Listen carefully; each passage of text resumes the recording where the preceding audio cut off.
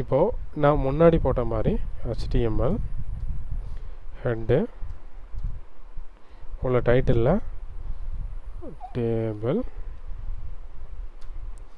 பாடி. இங்கே நான் இப்போ என்ன பண்ண போகிறேன்னா ஒரு டெக்ஸ்ட் இருக்குது, அந்த டெக்ஸ்ட்டை டேபிளில் ஷோ பண்ணணும். ஷோ பண்ணுறதுக்கு டேபிள் அப்படிங்கிற ஒரு டேகை க்ரியேட் பண்ணணும். இந்த டேபிளுக்குள்ளே TR அப்படின்னு க்ரியேட் பண்ணணும். இந்த டேபிளுங்கிறது ஒரு டேபிளை க்ரியேட் பண்ணுறதுக்கு இந்த TRங்கிறது டேபிள் ரோங்கிறத குறிக்கும். ஓகேவா? இப்போது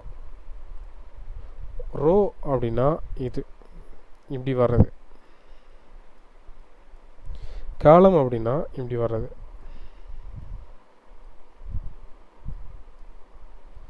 ஓகே, ரோஸ் அண்ட் காலம்ஸ் சேர்ந்ததான் வந்து ஒரு டேபிள்.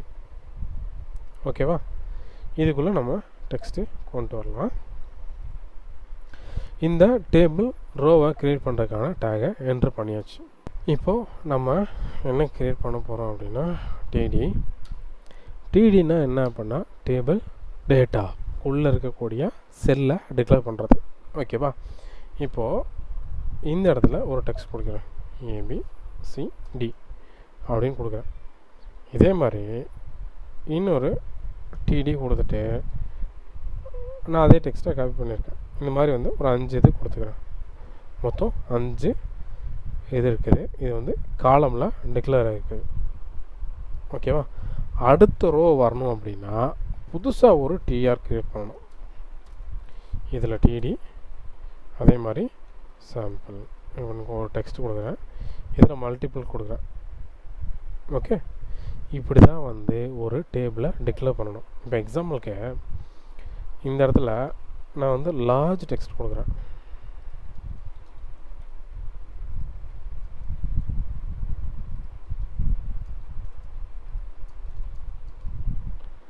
ஓகே, இது இங்கே பார்த்தீங்கன்னா ஆட்டோமேட்டிக்காக என்ன பண்ணுது, இது வந்து தள்ளி போயிடுது. ஓகேவா? இதுக்கு ஏற்ற மாதிரி தள்ளி போய் அதுக்கு ஸ்பேஸ் விடுது. இதில் வந்துட்டு இந்த இது பேஜோட சைஸ் வந்து பத்தாதனால இந்த சைஸில் வந்துட்டு நமக்கு இங்கே ஃபோல்ட் ஆகிருக்குது. இங்கேயும் வந்துட்டு நம்ம ஸ்பேஸ் விட்டோம்னா அதுவும் கட் ஆகும். ஓகேவா? இந்த இது வந்து ஆட்டோமேட்டிக்காக வந்து கட் ஆகிட்டு அந்த பேஜோட சைஸ்க்கு ஏற்ற மாதிரி ஒவ்வொரு செல்லுக்கும் எவ்வளோ ஸ்பேஸ் எடுக்குமோ ஆட்டோமேட்டிக்காக எடுத்துக்கணும். ஒருவேளை இது ஆட்டோமேட்டிக்காக எடுத்துக்கிறோம். இப்போ நம்ம வந்துட்டு என்ன பண்ணணும்னு நினைக்கிறோம், இந்த டேபிள் வந்து டேபிள் மாதிரியே தெரியல, இதுக்கு வந்து லைன் கொடுக்கணும் அப்படின்னு நினைக்கிறோம். லைன் கொடுக்கறதுக்கு இப்போது ஸ்டைல், இப்போது பார்டர் 1 pixel solid black அப்படின்னு கொடுக்குறேன். இது என்ன பண்ணுது, இதுக்குள்ளே இருக்கிறதுக்கு எல்லாத்துக்குமே வந்து மொத்தமாக ஒரு இது க்ரியேட் பண்ணியிருக்குது. இப்போ நான் என்ன பண்ணுறேன், இதே இதை காப்பி பண்ணிவிட்டு இங்கே கொடுக்குறேன். இது என்ன பண்ணுது, அந்த பர்டிகுலர் செல்லில் மட்டும் இது ஓவர்லாப் பண்ணுது. அதே மாதிரி நான் ஒன்று கொடுக்குறேன் பாருங்கள், உங்களுக்கு தெரியும்.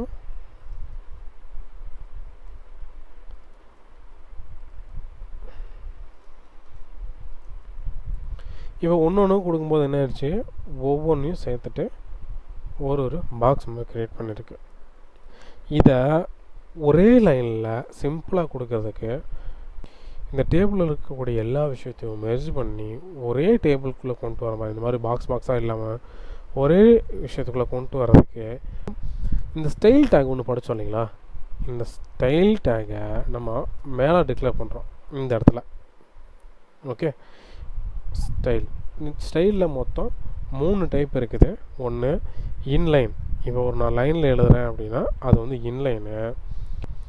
இந்த பேஜ்லேயே நான் ஸ்டைலில் இந்த மாதிரி ஒரு டேக் வந்து டிக்ளேர் பண்ணிவிட்டு நான் எழுதுகிறேன் அப்படின்னா இது வந்து இன்டர்னல் CSS.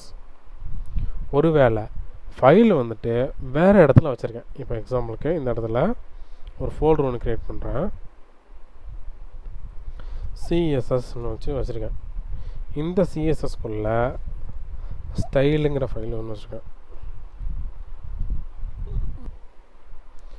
CSS எல்லாமே வந்துட்டு .cssங்கிற ஃபைலில் முடியணும். ஓகேவா?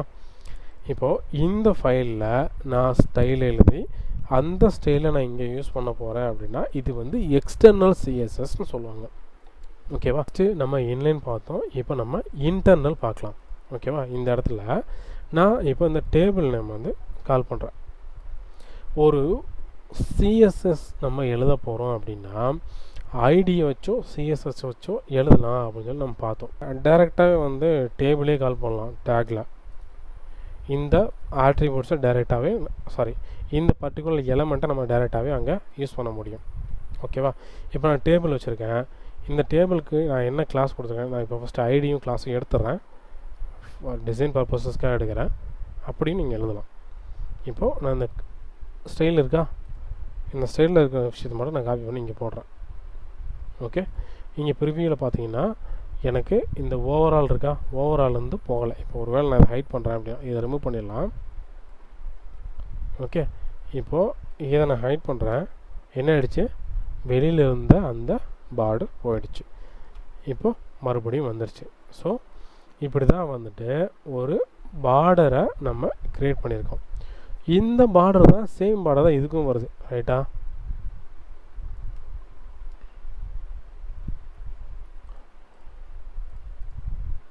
சேம் பார்டர் தான் அதுக்கு வருது அப்படின்றதுனால நான் இங்கே என்ன பண்ணுறேன், கமா கொடுத்துட்டு அடுத்த எலமெண்ட்டை டிக்ளேர் பண்ணுறேன். டிடி அதுக்கும் எனக்கு அதுதான் வரணும் அப்படின்றதுனால கொடுத்துறேன். இப்போ மறுபடியும் அதே ஃபார்மேட்டுக்கு வந்துச்சா.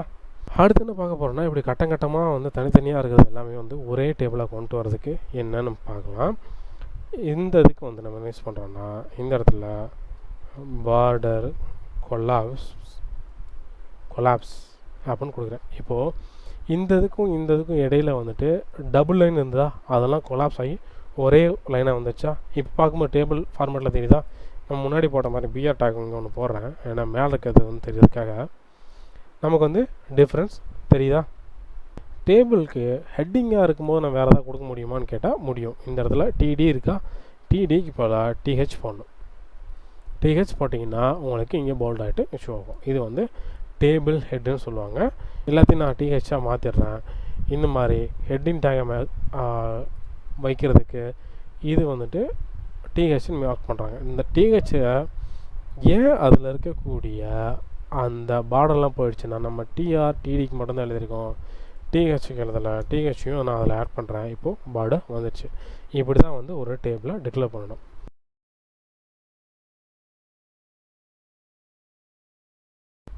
இந்த ரெண்டு செல் இருக்கு இல்லையா, இந்த ரெண்டு செல்லுக்குமே வந்து ஒரே டைட்டில் இருக்குதுன்னு வச்சுக்கலாம். ஓகே, இப்போ நமக்கு புரிகிறதுக்காக எப்படி பண்ணலாம், நேம் முன்னாடி இப்போ வந்து ஃபர்ஸ்ட் நேம் அப்படின்னு இருக்கு, இந்த இடத்துல லாஸ்ட் நேம்னு இருக்குது. ஒரு ஸ்டூடெண்ட் லிஸ்ட் ஆஃப் ரெக்கார்ட்ஸ் வந்து நம்ம வாங்கிட்டோம், ஷோ பண்ணிகிட்ருக்கோம் ஆல்ரெடி.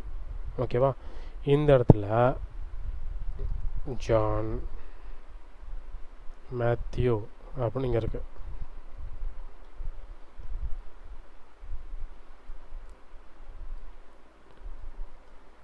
ஓகேவா?